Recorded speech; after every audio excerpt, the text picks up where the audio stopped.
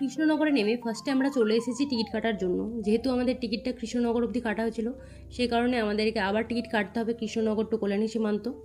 তো এদিকে আমরা টিকিট কাউন্টার খুঁজে খুঁজে টিকিট কাউন্টার পাচ্ছি না।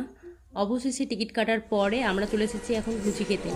তো এখানে আমাদেরকে তিথি সার্ভ করে দিচ্ছে, আর আমরা ওকে নিয়ে খুব হাসাহাসি করছি যে তোকে আমরা দোকানে লাগিয়েছি কাজে, এই বলে।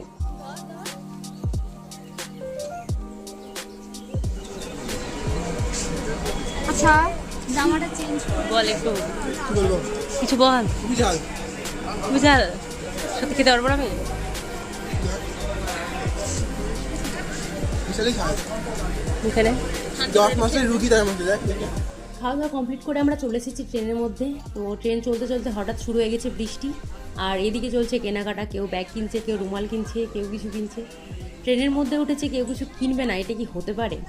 তো কেনাকাটা করতে করতে আর গল্প করতে করতে আমরা চলে এসেছি কল্যাণী। তো কল্যাণী থেকে সাথে সাথে যেহেতু আবার ট্রেন আছে, তাই এদিকে দৌড়াদৌড়ি চলছে নেক্সট ট্রেন ধরার জন্য।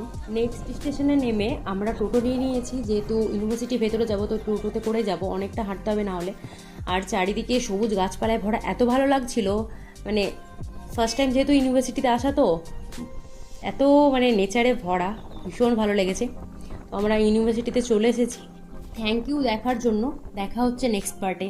বাই।